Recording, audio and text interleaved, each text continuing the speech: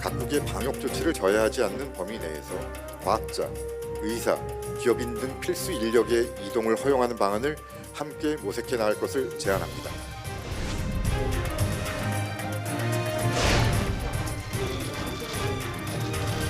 선수의 재판을 막기 위한 것입니다.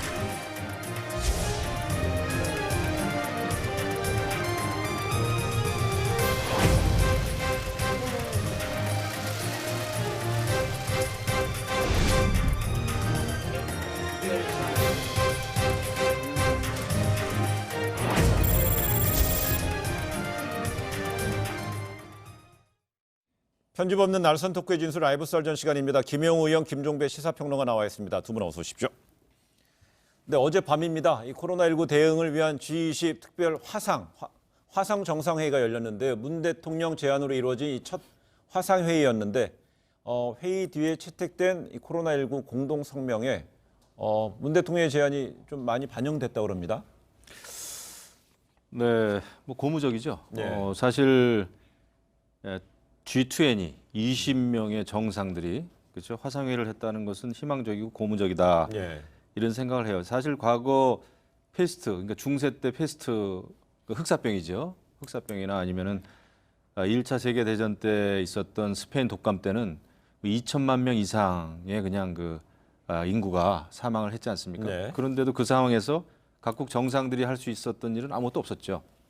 근데 격세지감입니다만은 이렇게 G20 정상 화상회의 한 거 굉장히 중요하다. 그리고 여기서 특히 이제 각국의 재무장관 또 중앙은행장들이 정기적으로 만나게 하자는 걸 또 합의했더라고요. 그래서 이런 의료적인 차원에서 또 경제적인 대책을 각국 정상이 함께 세운다는 것은 굉장히 바람직하다 생각합니다. 그래서 뭐 그 문재인 대통령의 존재감이 뿜뿜됐다라고 하는 것은 논할 필요도 없을 것 같고요. 실리도 많이 챙겼다고 보는 게 기억을 더듬어 보면 WHO가 팬데믹을 선언한 직후에 우리 외교부가 뭐 어떤 움직임에 들어갔냐면 각국이 입국 제한 본격적으로 하니까 다 좋은데 그러면 예외적으로 기업인의 어떤 그 왕래는 허용을 하자라고 하는 그 외교 노력을 시작했어요. 개별 국가를 상대로. 근데 어제 G20 특별 정상회의 합의문에 그 내용이 들어가 있어요. 뭐냐면 필수적인 경제 교류의 필요성을 강조를 하면서 과학자, 의사, 기업인, 필수 인력의 이동을 막지 말자. 이 내용이 들어가 있는데 이게 왜 그러냐면 우리나라는 수출 의존형 어떤 그 경제 구조인데 팬데믹이라고 하는 것이 미칠 수 있는 여러 가지 영향 가운데 경제에 올 수 있는 직격탄. 바로 이것 때문에 팬데믹 선언 이후에 외교부가 움직인 건데 G20 특별 정상회의에서 이거의 공동 성명이 이 내용이 채택이 됨으로써 고속도로를 뚫어버린 거죠. 그러니까 이런 점에서 이건 실리적으로 상당히 큰 성과라고 볼 수 있는 거죠. 그런데 그럼에도 불구하고 사실은 뭐 잘한 점도 있지만 초기 대응에 좀 실패했고 지금 9천 명 이상 아닙니까? 그 저기 확진자가 그리고 140명 가량이 사망했어요. 그래서 자화자찬할 때는 아니고 일단 지금도 위기 상황인 만큼 정부는 좀 그 점에 각별히 유의하기 바랍니다. 만사부레튼 테니까. 예, 그건 맞습니다. 예, 총선 19일 남았습니다. 여야 본격적으로 총력전에 돌입했는데요. 각 당 총선 슬로건이 나왔는데요. 슬로건에서도 약간 코로나 전쟁 느낌이 나는 슬로건도 있어요. 그러니까요. 지금 더불어민주당은 제일 슬로건이 뭐냐면 국민을 지킵니다. 더불어민주당. 이건 뭐 누가 보더라도 코로나19를 그 염두에 둔 슬로건이라고 봐야 되는 거고요. 서브 슬로건도 코로나 전쟁 반드시 승리합니다. 이렇게 잡았다는 겁니다. 이쪽에 완전히 포커싱을 이렇게 했어요. 당연한 결정이라고 봐야 될 것 같고요. 미래통합당의 슬로건을 보니까 힘내라 대한민국 바꿔야 산다. 이중의 의미가 여기에 들어가서 이게 도대체 무슨 의미인가 봤더니 박형준 선대위원장 설명이 그거예요. 그러니까 코로나 위기 상황을 극복하자라고 하는 메시지하고 그다음에 지난 3년간 대한민국을 그릇된 방향으로 이끈 국정을 고쳐야 한다는 의미. 그러니까 쉽게 말하면 정권 심판론까지 담았다. 이 얘기인데 제가 볼 때 이게 안에서 충돌을 빚는 거예요. 뭐냐면 자 그러면 정권을 바꾸기 위해서 정권을 심판하자 메시지 던질 수 있는데 코로나19를 극복하기 위해서 힘내서 열심히 일하고 있는 정부한테 그러면 어떤 스탠스를 보여야 될 거냐. 이 질문에 봉착하면 까딱 잘못하면 통합당이 코로나19 방역에 온 힘을 쏟고 있는 정부에 딴지 건다라고 만약에 이런 식으로 인식되어 버리면 곤란한 지경에 빠지는 거거든요. 예. 그러니까 이중의 의미를 담는 건 좋은데 그게 스텝을 꼬이게 만드는 문제의 발단이 될 수 있다. 그래요. 저는 이렇게 좀 봤어요. 그 1956년도 제 3대 대통령 선거죠. 자유당 대통령 후보였던 당시 대통령 이승만 대통령에 대해서 이제 민주당 야당인 민주당 신익희 후보가 내걸었던 구호가 못 살겠다 갈아보자예요. 그래서 보통 전통적으로 이제 우리나라 같은 경우에는 야당의 대표적인 그 구호가 바꾸자 이거 아닙니까? 그렇죠? 그런 면에서 이제 통합당도 힘내라 대한민국 바꿔야 산다 이렇게 얘기를 했고 민주당이 이제 국민을 지킵니다 이렇게 됐는데 통합당의 입장에서는 그거죠. 정말 좋다 이거예요. 국민을 지키는 건 좋은데 정말 대한민국 국민을 잘 지켜달라라는 얘기입니다. 대한민국 국민이 우선 아닙니까? 대한민국 국민보다 중국민이나 또 일본 국민이나 앞서 보호돼야 될 그건 없잖아요. 그러니까 그런 면에서 통합당은 이제 그런 걸 많이 좀 강조하는 것 같고 그다음에 힘내라 대한민국 힘내라는 것은 정말 경제 기조도 그렇고 너무 잘못된 경제 정책 기조 때문에 국민들이 힘들어하고 기업이 투자를 안 하고 있으니 정권을 바꿔서 이 자유민주주의 시장 경제에 맞는 정책 기조를 할 수 있도록 야당을 좀 도와달라라는 아니 뭐 예. 슬로건입니다. 김종배 평론가의 미소의 함의는 뭡니까? 왜 웃으세요? 저는 거기 톡 안 들고 딱 하나만 말씀드릴게요. 슬로건은요 간단 명료해야 되는 거예요. 다시 말해서 아주 강한 임팩트를 줄 수 있는 단일한 메시지가 담기는 게 슬로건인데 거기에 이미 이중의 메시지가 들어가 있다는 것 자체가 통합당의 고민의 반영이다. 그냥 그렇게 이해를 하면 될 것 같아요. 힘내라 바꿔야 산다가 그렇게 깁니까? 지금 열심히 설명한 게 바로 그 반증이에요. 뭐 그 의미가 많으니까 설명했을 수도 있고요. 또 잘못한 일이 많으니까 여당이. 알겠습니다. 네. 예. 네, 어제부터 그 총선 후보 등록하고 있습니다. 오늘이 마지막 날입니다. 이 비례대표 이 후보 등록에 따라서 또 의원들 그 옮겨가는 게 좀 계속 이어지고 있기 때문에 뭐 이적이라는 표현도 쓰고요. 뭐 꺼주기라는 표현도 쓰고 뭐 어느 게 맞는지 잘 모르겠습니다. 시청자 여러분이 판단해 주셔야 되는데요.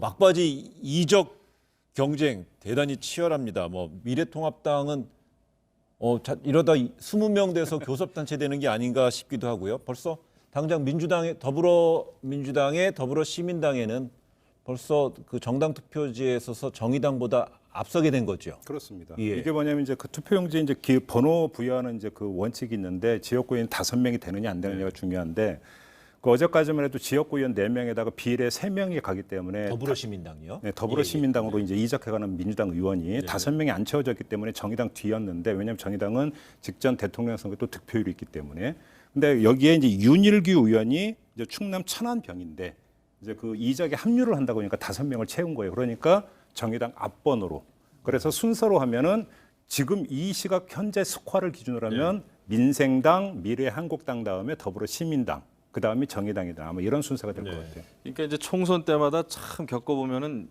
기이한 일들이 참 많이 벌어져요. 근데 이번 21대 총선은 정말 기이하고도 기이한 일이 여당, 야당 할 거 없이 다 벌어지고 있어요. 이건 누가 봐도 사실은 위장 취업이에요. 그러니까 저한테도 사실 미래한국당 좀 가셨으면 좋겠다라는 전화를 제가 많이 받았는데 제가 뭐 단호히 거절했습니다만은 그 정말 위장 취업입니다. 이건 창피한 일이고요. 그리고 이게 정치 코미디인데 뭐 코미디라는 것은 사실 국민을 즐겁게 하고 행복하게 해야 되는데 이것은 아주 씁쓸하게 하는 위장 취업이자 코미디 같지 않은 코미디인데 지금 이제 투표용지가 한 60cm가 넘는다는 거 아닙니까? 이 상황에서 정당의 기호를 앞으로 올린다는 거는 정말 사활을 걸 만큼 중요한 일이에요. 생각을 해보세요. 60cm가 넘으면 얼마나 이거 완전히 도배지죠, 도배지. 이런 상황에서 이제 그렇게 하는 것은 이제 지난번에 한번 말씀하셨는데 국고 보조금이 굉장히 또 중요하고 그 다음에 이제 여태까지 얘기했습니다만은 정당의 기호 이게 굉장히 중요하니까 이런 일들을 이제 벌이고 있는 거죠. 예, 그러면요. 미래통합당이 지금 현재까지는 17명인데요. 여기서 만약에 3명 정도 4명 더 돼서 민생당보다 앞서게 되면 그 지역구 의원에서는 지금 현재 더불어민주당이 제일 1번이고요. 미래통합이 2번째잖아요. 그러면 근데 미래한국당이 만약에 20명 넘어서 민생당을 제끼고 만약 첫 번째 올라가게 되면은요. 지역구는 두 번째 있고 비례대표 부분은 첫 번째 올라가는 게 유리합니까? 아니면 두 번째로 가는 게 유리합니까? 그거는 뭐 선거운동 어떻게 하느냐에 따라서 다르지만은 뭐 두 번째 칸, 그러니까 아주 이게 시골 같은 경우에는 예. 무조건 두 번째 칸입니다. 왼쪽이든 오른쪽이든 하면은 쉬울 수는 있겠죠. 예.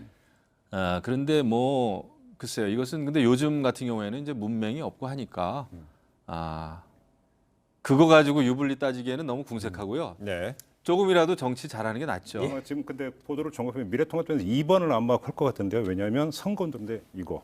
두 개로요? 근데 지역구 후보는 요거, 정당 투표는 요거는 뭔가 안 좀 맞잖아요. 헷갈리네요. 그 메시지가 통일되지 않는다는 얘기네요. 좀 헷갈리는데 진짜 이거 뭐 이거 하고 이거 하고. 강간명료한 메시지. 알겠습니다. 좀 율동이 되게 눈에 제가 띄었어요. 돌아가가지고 당에 얘기할게요. 아 그래요? 알겠습니다. 컨설팅 비용. 그래.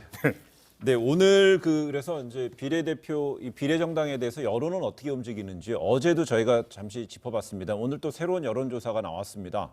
이 비례대표 정당 지지율이 어제하고 좀 비슷한 양상을 보인 것 같아요. 더불어 시민당하고 미래한국당이 비슷한데 또 열린민주당, 네. 민주당은 역시 또 이번에도 높게 나왔어요. 그렇습니다. 근데 지금 단계에서는 사실은 정당 득표율이 어떻게 나올지는 예단하기 좀 힘든 것 같아요. 네. 왜 그러냐면 뭐 미래한국당이라는 것은 일찌감치 어떤 당명 정해졌고 스타트를 끊었기 때문에 인지도가 그러니까 많이 이제 올라가 있는 상태이지만 그러니까 그 민주당 계열의 어떤 비례정당 같은 경우는 그냥 비례연합정당이라는 그 일반 명사처럼 불리다가 이제 더불어시민당과 열린민주당이라는 고유 명사가 나온 지가 얼마 안 돼 버렸기 네. 때문에 이제 계속 이것이 아마 또 이제 그 더불어시민당과 열린민주당 간에 누가 적자냐라고 하는 논란도 계속 빚어지고 있기 때문에 아마 계속 출렁일 가능성이 있어요. 그래서 지금 나오고 있는 여론조사 몇 개를 가지고 단정하기는 힘들 것 같고 다만 추이는 그 민주당 계열의 비례정당하고 미래한국당 같은 경우는 한 10%포인트 차, 그러니까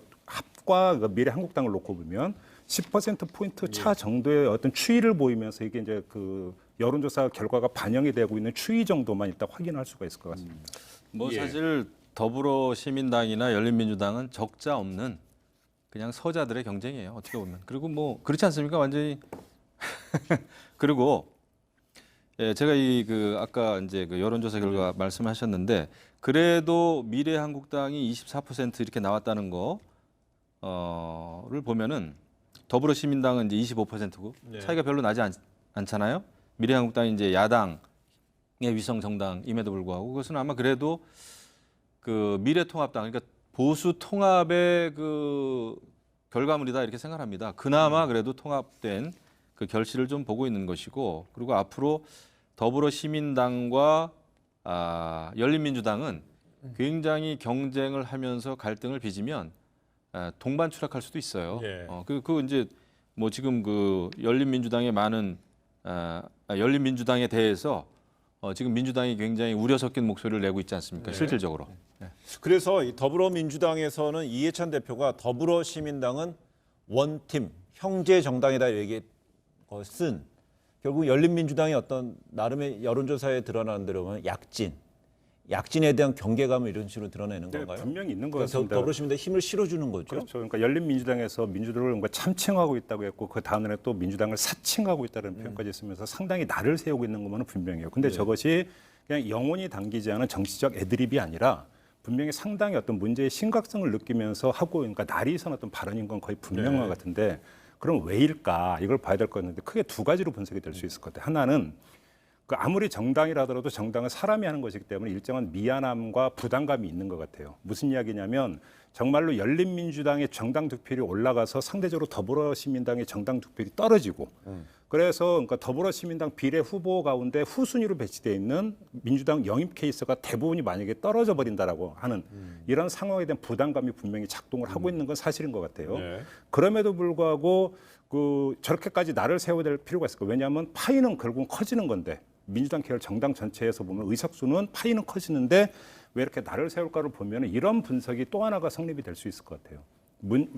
그 총선 이후의 상황 관리라고 예. 하는 점에 대해서 이해찬 대표가 지금 고려를 하고 있는 게 아니냐. 무슨 이야기냐면 지금은 문재인이라고 하는 큰 어떤 존재의 우산 밑에 민주당 계열이라고 하는 것으로 전부 다 포진되어 있지만 어차피 이제 대선을 거쳐가야 되는 거고 대선 분위기가 본격화되는 순간에 그러면서 문재인이라고 하는 큰 우산이 조금씩 거쳐갔을 경우에 그러니까 민주당 계열에서 대선 경쟁 구도가 만약에 이제 발생이 된다고 했을 때 열린민주당 계열이 어떤 식으로 움직일 것인가, 과연 상황 관리가 될 것인가라고 하는 것에 대한 정치적 고려 내지 부담감. 그래서 선제적으로 이번 총선을 통해서 좀 교통정리를 해야 되는 게 낫지 않겠는가라고 하는 이해찬 대표의 판단이 깔려 있으면서 참칭이다, 사칭이다 이런 날선 비판이 좀 나오고 있는 것 같아요. 결국 이해찬 대표가 열린민주당을 주도하고 있는 인물들에 대해서 신뢰 부분에 있어서, 그러니까 이 얘기는 총선 이후에 얼마나 의석수를 확보했을까, 네. 의석수에 따라서는 상황 관리라는 건 쉽게 말하면 컨트롤이 될까, 바로 그 점이죠. 통제가 안 될까, 이걸 염려한다는 건가요? 지금까지는 이해찬 대표가 사실은 총선도 진두지휘했지만 이 과정에서 대선 어떤 주자구원에 대한 어떤 그 총괄적 관리까지 계속 그러니까 순탄하게 해왔던 거죠.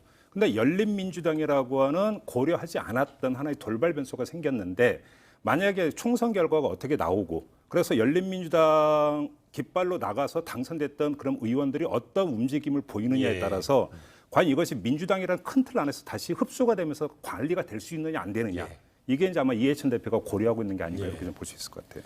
그래, 이런 가운데 보니까는요, 청와대 지금 현재 보면 청와대 출신에 보면 이 더불어민주당의 유력 후보들이 많잖아요. 그 되게 지명도 높은 후보들이 많은데 이들이 같은 청와대 출신으로서 열린 민주당에서 이제 활동하는 인물들에 대해서 견제성인 건가요? 아니면 견제한 건가요? 이런 발언도 좀 보도가 되고 있고. 안 할 수가 없죠. 여기 이제 고민정 후보가 보니까 네. 열린민주당 약진에 대해서 굉장히 우려하지 않습니까? 그러니까 이것이 뭐 편하게 생각하면은 진보 진영, 그러니까 민주당 계열의 진보 진영의 확장이다. 네. 이렇게 편하게 그 평가할 수도 있겠습니다만은 선거는 제로섬 게임입니다. 우리가 많이 받으면 상대가 적게 받는 것이고 그렇기 때문에 더더군다나 이것은 구체적인 의석수를 가지고 지금 총선에서 일단은 결판이 나는 거예요. 그러니까 민주당의 당대표인 이해찬 대표도 부담스러운 것이고 그렇습니다. 이것이 뭐 웃음이나 행복은 나누면 커집니다만은 네. 표는 나누면은 지는 거예요. 현실적으로 지는 겁니다. 그리고 굉장히 리더십에 또 타격이 오죠. 그렇기 때문에 민주당, 집권 여당인 민주당으로서는 굉장히 곤혹스럽고 고민할 수밖에 없는 그런 상황이다. 이렇게 보죠. 열린민주당에서는 이제 예를 들어 최강욱 전 비서관, 공직기강 비서관 같은 경우는요, 그 이해찬 대표가 했던 뭐 참칭 발언에 관련돼서도 뭐 조금 이렇게 우회적인 표현으로 반박하는 건가요? 아니면 입장을 설명하는 건가요? 어떻게 해석합니까? 근데 뭐 이해찬 대표의 표현에 대해서 왜 그랬는지 이해는 하지만 좀 표현은 좀 과하셨던 것 같다. 이렇게 이야기했다면 이제 그 표현의 어떤 수위는 상당히 이제 그 완곡하지만 이거 뭐 이렇게까지 하는 건 너무 부당한 게 아니냐라고 하는 어떤 그 메시지는 분명히 담겨 있는 것 같아요. 네. 그러면서 이제 한마디를 더 덧붙이기를 결국은 열린민주당이 크게 보면은 진보개혁 진영의 지평을 넓히고 있는 측면이 분명히 있는 거 아니냐. 그다음에 총선에 통합해서 함께 가야 할 것이다. 이렇게 이야기를 했기 때문에 제가 조금 전에 말씀드렸던 총선 후의 어떤 상황 관리라고 하는 부분에 대해서도 일정하게 최강욱 전 비서관은 이해찬 대표에게 메시지를 던진 것 같아요. 근데 이거는 최강욱 전 비서관의 그냥 메시지이고 받는 이해찬 대표가 그렇게 받을 것이냐는 또 별개의 문제가 되겠죠. 근데 이러다 보니까 지금 청와대에서는 뭐 선거에서는 절대 중립이잖아요. 그 정권은 절대 중립인데 그러다 보니까 어제 문 대통령이 청와대 정무수석실에 선거와 관련해 일말의 오해가 없도록 다른 업무는 하지 말고 코로나19 대응과 경제적 어려움에 극복하는 업무에만 전념하라 지시했습니다. 이거는 원론적인 입장인가요? 아니면 뭔가 그 열린민주당과 더불어시민당의 이런 구도에 대해서 우려하는 건가요? 이 뉴스를 보고 제가 크게 속으로 웃었습니다. 정말 눈 가리고 아웅이다.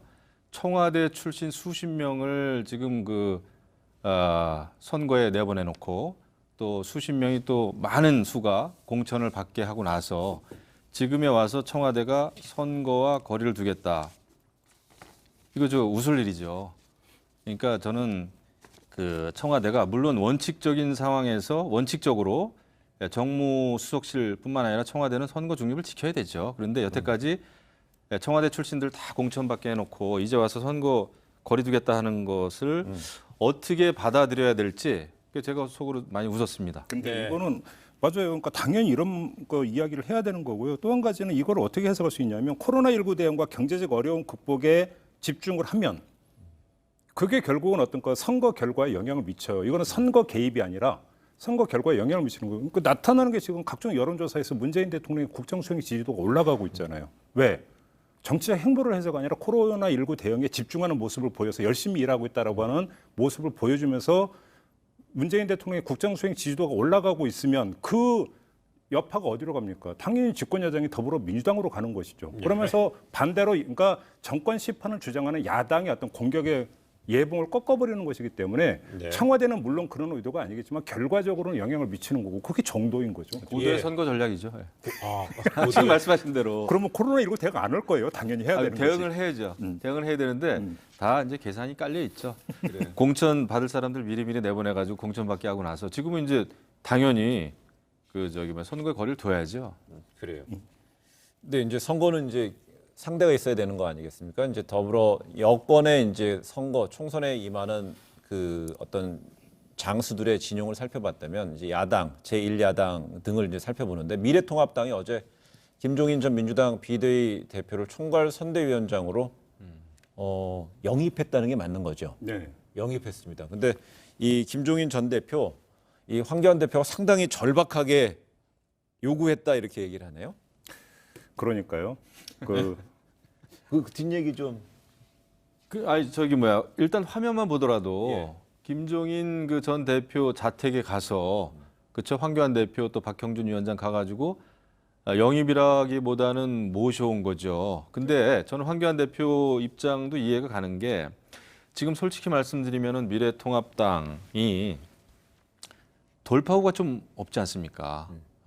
그러니까 문재인 정권이 굉장히 잘못한다, 또 잘못하고 있지만 잘못한다라고 비판을 하고 정권 심판을 저희가 들고 나왔는데 생각보다 야당의 지지율이 별로 반등하지 않는단 말이에요.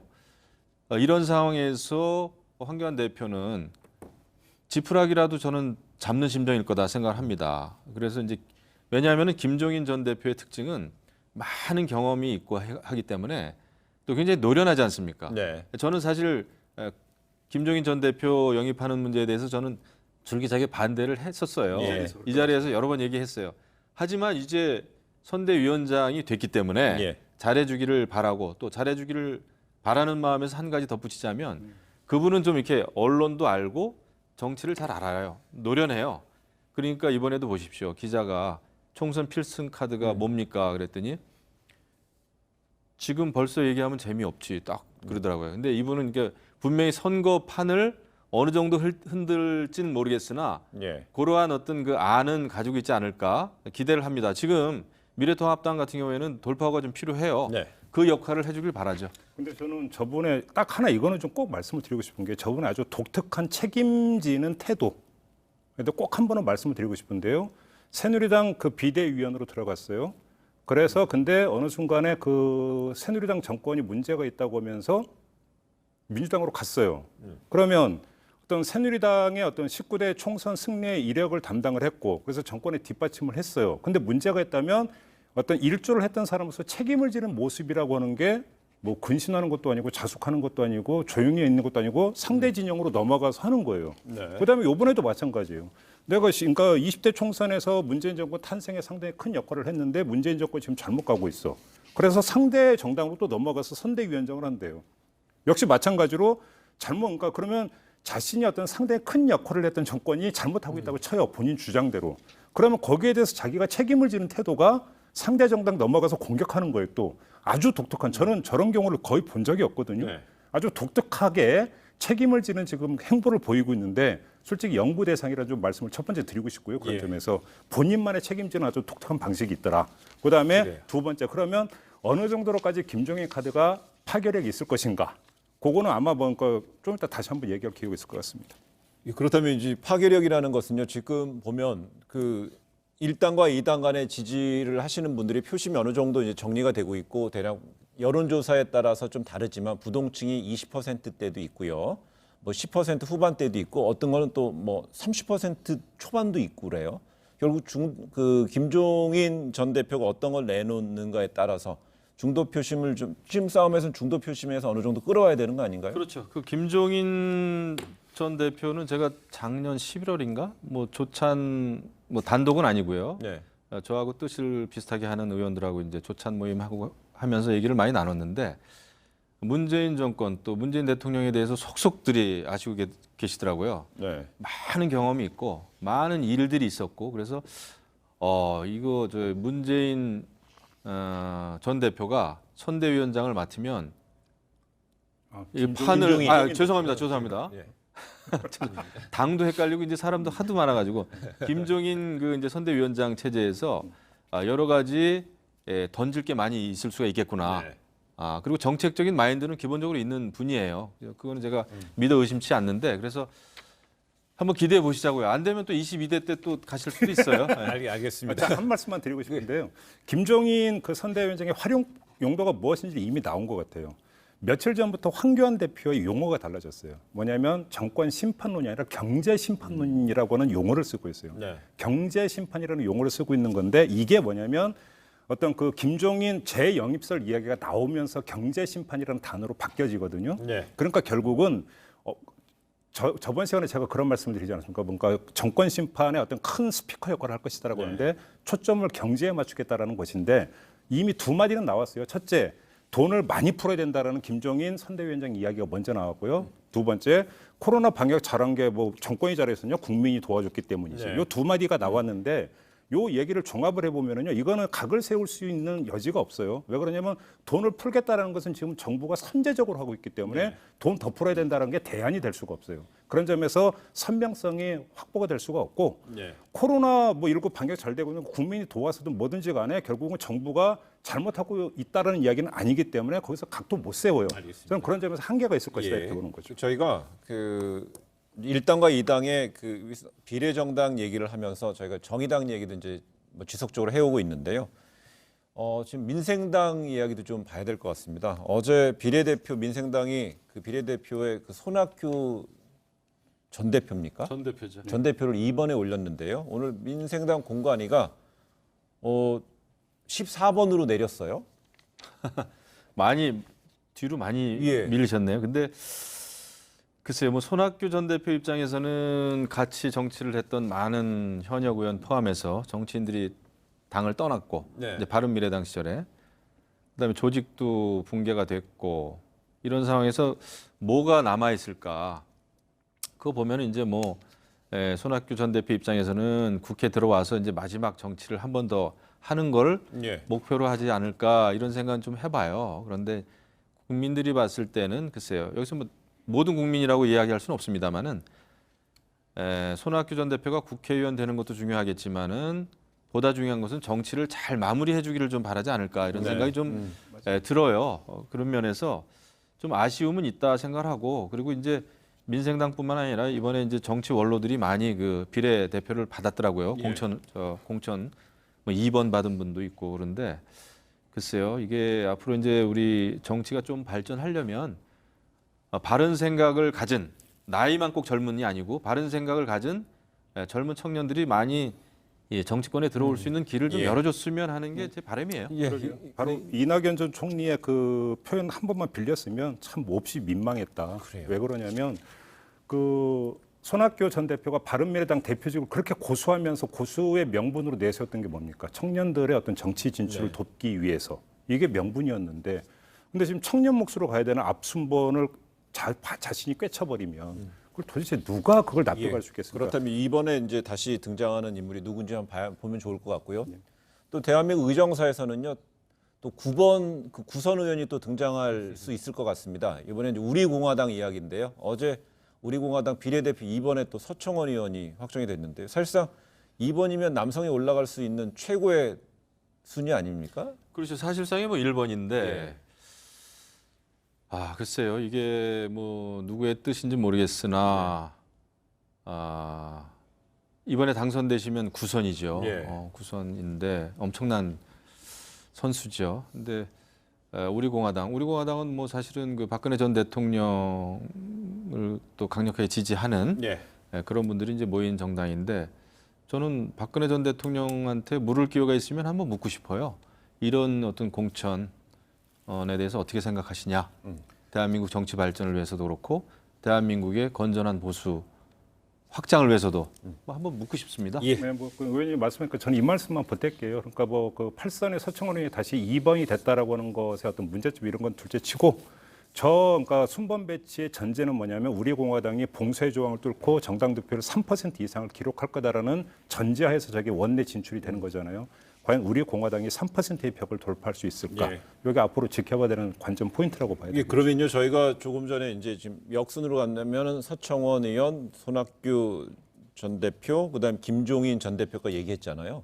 그래서 일각에서는 뭐 올드보이의 귀환이라고 그러는데 김종인 그 이제 미래통합당의 총괄 선대위원장이 된 김종인 의원도 올드보이의 똑같이 귀환으로 봐야 되나요? 아니면 이 세 사람이 좀 다른 성격이 있나요? 제가 볼 때는 같은 거라고 봐야죠. 여기에서는 저희가 이야기하지 않은 부분이 하나 있죠. 김종인 전 위원장이 그냥 총선 일회용 대타로 그러니까 임시 대타로 투입이 된다면 본인이 또 퇴장을 할 거냐?